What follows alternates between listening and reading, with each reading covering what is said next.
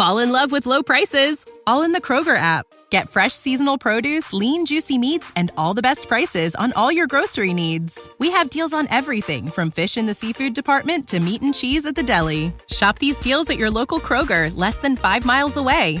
Or tap the screen now to download the Kroger app to save big today. Kroger, fresh for everyone. Prices and product availability subject to change. Restrictions apply. See site for details.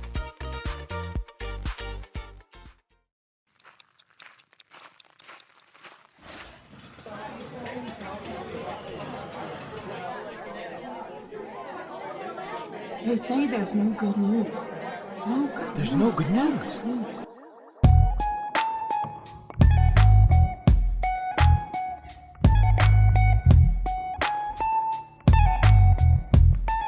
Hello, and what is up, everybody?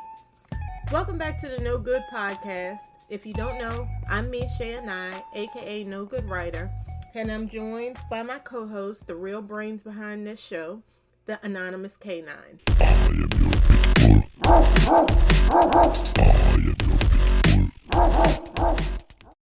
So, we've noticed that there are a lot of people online who either A, started out freelancing and quit, B, are new freelancers at the beginning of the journey, or C, they're freelancers who got off to a really rough start. And a lot of those people talk about things that they wish they had been told, things that they wish they knew when they started out. So, that's what we're here to do today, to talk about things freelancers should know before they get started or when they get started. Let's get to it. 1. Okay, so off the break, let me just go ahead and crash the party right now and tell you that freelancing is not easy. A lot of people go into this thinking, I'm going to be my own boss and I'm going to have a quick, easy revenue stream. That ain't so. Wow, I see that mentality gets somebody all in their feelings. But calm down, I'm about to tell them the truth now.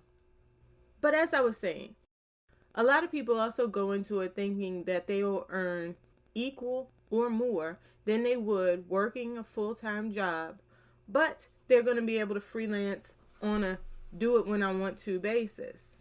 So let's just clear that up right here, right now. If you're going into freelancing thinking it's quick, easy money and you're going to work when you want, and when you want is actually not very often, if you plan to treat it like a hobby, you're in for a major disappointment. You won't work less. Most likely as a freelancer, you're going to work more than you did having a full-time job. Second, you're not going to make a full-time living doing this as a pastime. I'm not going to say that there's nobody out there who's not going to come up on a hustle where they make a decent amount of money real quick.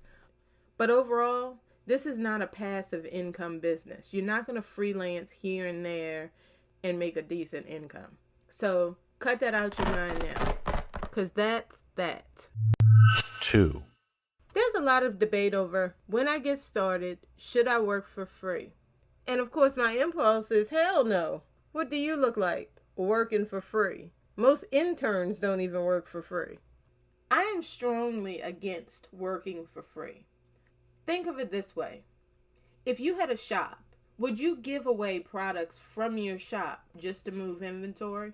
Or would you try your hardest to make offers that make those products attractive enough that they sell? Now, I know a lot of people will be like, whoa, that is a lot different. But no, it's really not. The biggest difference is how you value what you're offering. A lot of people do not value their service to the degree that they value a product. And it's a shame because it has a lot of people out here working for free unnecessarily. The reason that a lot of you have or would consider working for free anyway is to prove yourself, to prove your ability, and to build a portfolio of work. Now, I know some of you, no matter what I say, that is the route you are going to take. You're going to write for free because writing for free, getting published, it feels good. It makes you feel like you are doing something, like you are getting something accomplished. But here's what I will tell you about that. And I hope you listen to what I am saying. Listen. If that's the case, do it on a very limited basis. Do not make a habit of working for free, and make sure that the free opportunities that you take are actually of value to get you somewhere. If you're going to write for Big Bertha's Button Barn, if you're going to use that as a sample of your work, who can't go to that website and size it up and know that they have no editorial standards and they don't pay writers? So essentially, you've helped a small business. Round of applause for you. But how much clout do you expect that to get you? There are many ways to build a portfolio without working to benefit other people for free. The bottom line is, there is almost no justifiable reason other than getting over or not being able to afford your services for companies to ask you to work for free. A lot of people find it reasonable that they should have to prove themselves when they're offering services that other people are going to pay for. But once you have completed a project, an assignment, your service is then proven. If your service is then worthy to be used, there is no reason that at that point they should not pay for it. Either A, it's good enough for them to use, or B, it's not. If A, it is good enough for them to use, then A, they need to roll you some cash in return for your service. And I know when I asked you about owning the shop earlier, some of you were thinking, well, even major brands have giveaways. Yes, they do, but their giveaways are a lot different. Their giveaways are advertising and marketing, not to prove that the business is worthy to exist. Their giveaways are strategic, targeted, and limited.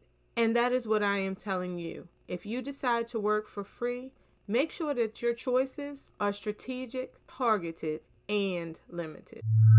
3.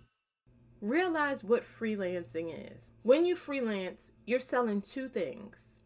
You're selling a skill and you're selling your time. And if you do not place a proper value on time, you are already on the losing side of the table. Time is a limited resource.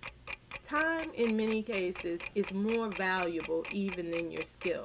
There are many things that we do as freelancers that people could do themselves, or they could have other people do for them. But the issue is time. Every person only has so much, including you. And if you don't put the proper value on your time, you're going to find yourself overworked, underpaid, and likely ready to quit. You have to value your time. Time is an extremely valuable resource. And part of the reason that it is so extremely valuable is because everyone only has a limited amount. 4. How to properly price your services. Okay, pricing is a bit complicated, especially when you're just starting out. Don't worry, it's not that complex that they can't get through it. So, in addition to looking at the rates that clients are offering and what other freelancers in your field are charging, there are several other things that you need to consider when setting your price. They are your financial needs, your taxes, your costs, your time, which we just talked about, and your talent. Now, in the beginning, some people work for cheap, which may be okay just to get started. But let me tell you, in freelancing, to be sustainable and to grow, you're going to have to increase your rates to a price that makes sense. A lot of people falsely believe that freelancing is a no-cost business. It's not. And the deeper you get into it and the more your business grows, you're going to find that your list of costs and fees increase, okay? And trust me, if your business doesn't cost you anything, you ain't living right. I can promise you that there are few successful, sustainable freelancers out here who operate at little to no cost. So those are the things that you need to consider. Your financial need, which means how much you actually need to take care of yourself to live. Your taxes, which we will get to later. Your costs, meaning In addition to how much you need to live, the cost you need to operate your business. Your time. You need to value it properly and charge people for the fact that you are using your time for their work that you could be using for another purpose. And your talent. The more specialized your skills, the more knowledge you have, the more you've invested in knowing what you know, the more you need to factor that into your price. Now, that's not to say that every time you go to a conference, every time you take a class, you can just boost your prices. But overall, you need to factor in the investments that you make into your skills and your talent. If you're constantly learning new Photoshop skills for graphic design that most other people can't do, if you're a photographer and you have skills or connections that the average photographer does not have, all of that needs to be factored into your price. And for more help with pricing and setting rates, there are posts on nogoodwords.com, which I will link in the show notes. 5. Keep your costs low and save money. This is quite simple. When you make money, folks, save some. Don't leap into a comfort mode because you start making some money. Because this is a fatal mistake that a lot of freelancers make. Fatality.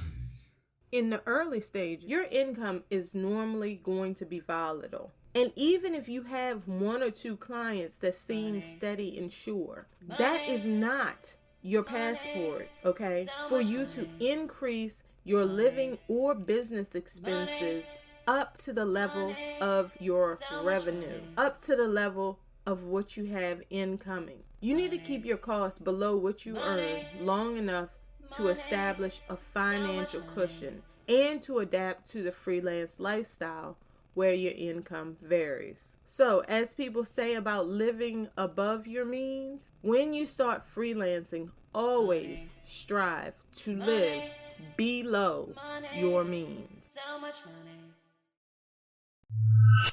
6. Save for your taxes. Even though people hear the word tax return, a lot of people do not connect it with the fact that what you're getting when you get a tax return is the extra money that you paid in, normally from your job. You've overpaid your federal or state taxes, and they return that excess money to you. Now, there are some exceptions, with tax credits, but in general, that's the concept. Your return is money that you have paid in. As a freelancer, you are getting paid in full directly. No taxes are going to any tax authority unless you pay them. 0. I copy. Which means there is nothing to be returned to you. So that means if you don't pay quarterly taxes, at the end of the year, most likely, you're going to face a big tax bill. And believe me, the shock of seeing the figure on your tax bill is one thing, but not having the money to pay it is an entirely different beast, okay? And if you don't come up with that money some kind of way when taxes are due, that bill starts to instantly get bigger and bigger and bigger. So, as a freelancer, remember, you are not paying anything in, which means as you earn money, you are also accruing a tax bill. Now, yes, I know a lot of people out there, a lot of you freelancers, you have children, and a lot of you expect and can rely on earned income credit. But just keep in mind that if you earn over a certain amount of money, that earned income credit is not likely to offset your taxes. 7. Very, very, very important. Hammer out the expectations up front. A lot of times as freelancers, we know what we intend to do and we think it's clear. First off, here's the thing about freelance clients. A lot of them are not accustomed to working with freelancers. You are actually training them, whether you realize it or not, to work with a freelancer. A lot of them are either small businesses, even some of them are corporate. They're used to dealing with employees. They don't know what it's like to deal with a service provider on your level.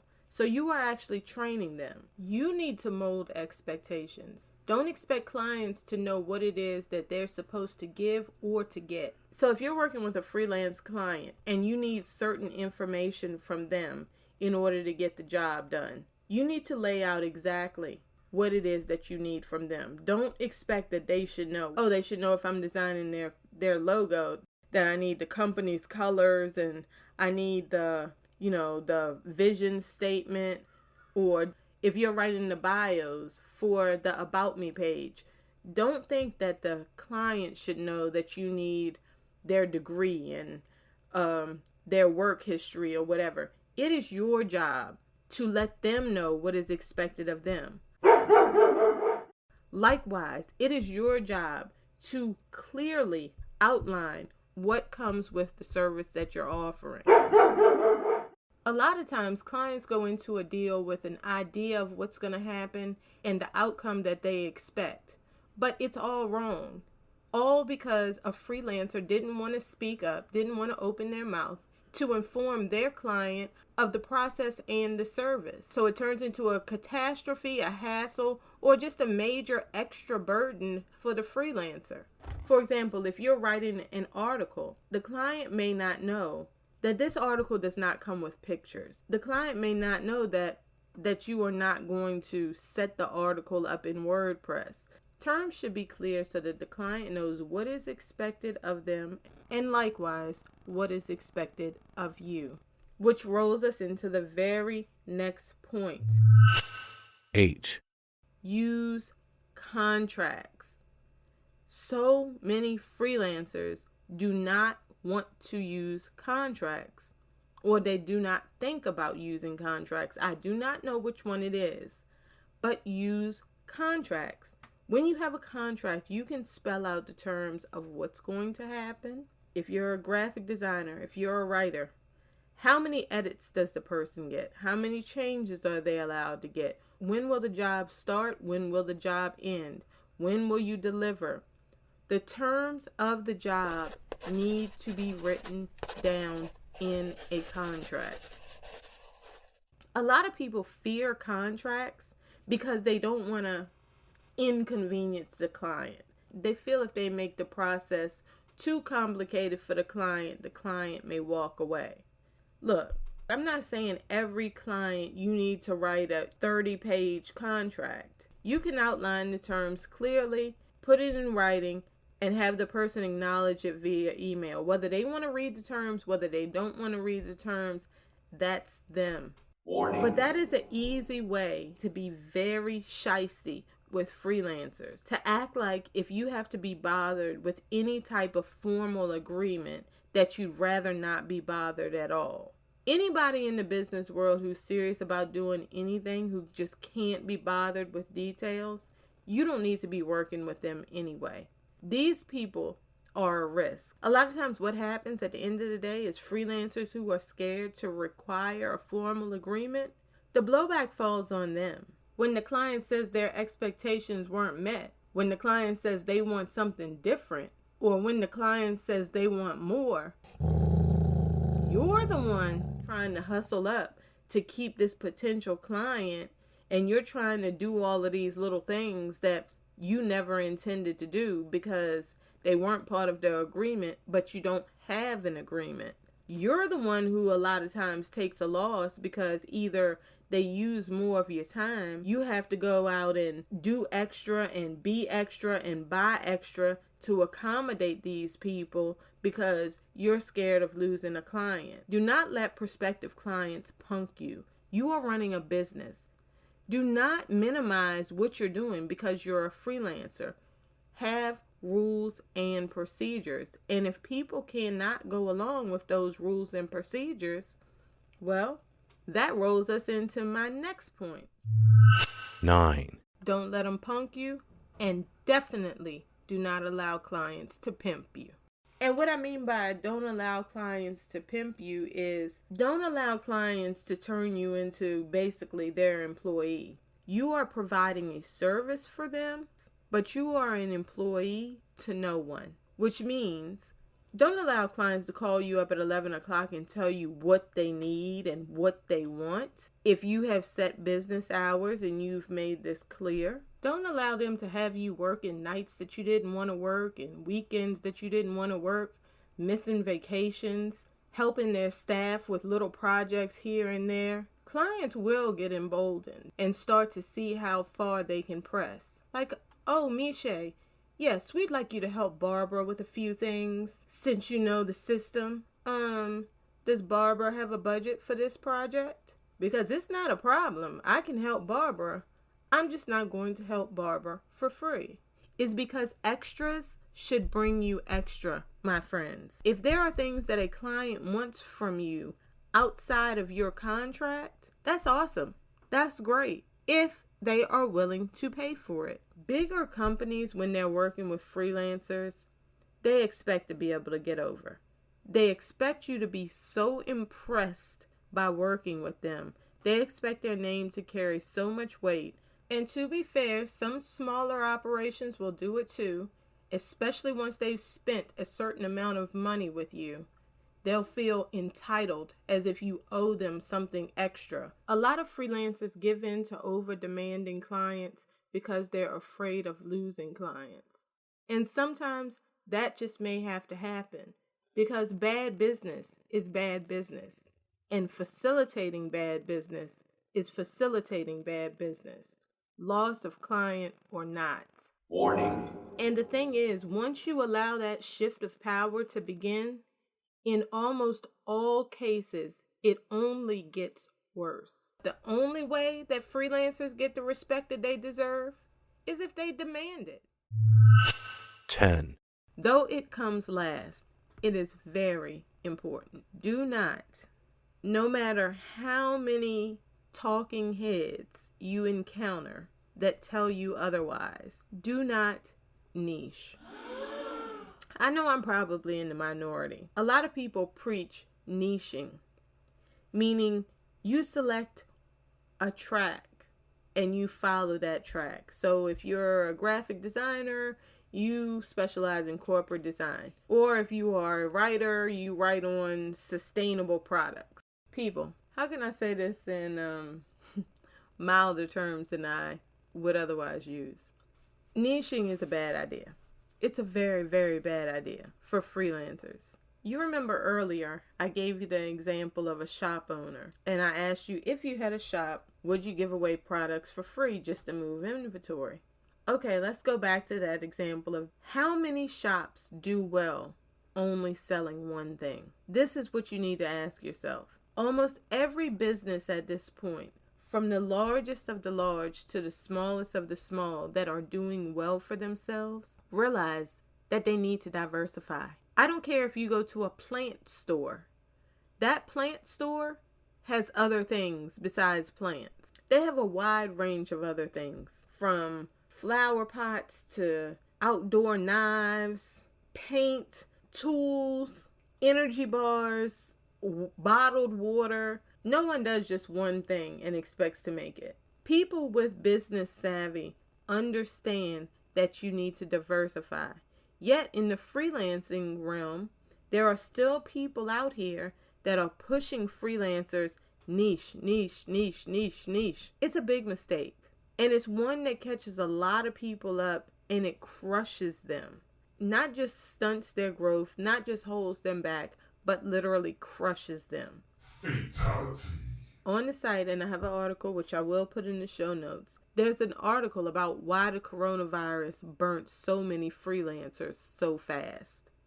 And one of the reasons that a lot of freelancers got just decimated, they got mopped during the pandemic, was because they had a niche.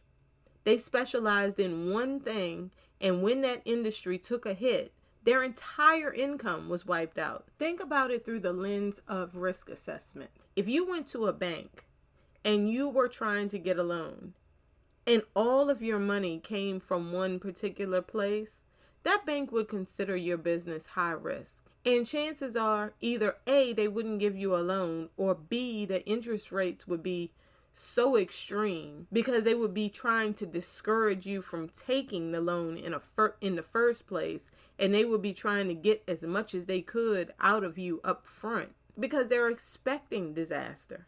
People, do not niche. If you're even thinking about going into a niche, just like I said with building a portfolio, there is a better way. So as I said earlier, a lot of the topics that I covered, there are fuller posts with details and guidance and advice on the site, nogoodwords.com. And if you have any questions or comments or thoughts or whatever, you can leave comments on any of those articles. You can leave comments on the show notes, or you can hit me up on social media. So I think that is a wrap for this session. Hopefully you feel more prepared to start or continue freelancing. Me and my co-host, we're about to be out. If you enjoyed this episode, please listen to some others. Please subscribe on your favorite platform. And also, if you'd like to show us some love, our Cash App and PayPal details are wherever you found this podcast. Plus, they will also be on the show notes on nogoodwords.com. And as always, any and everything is greatly appreciated. Until next time, folks.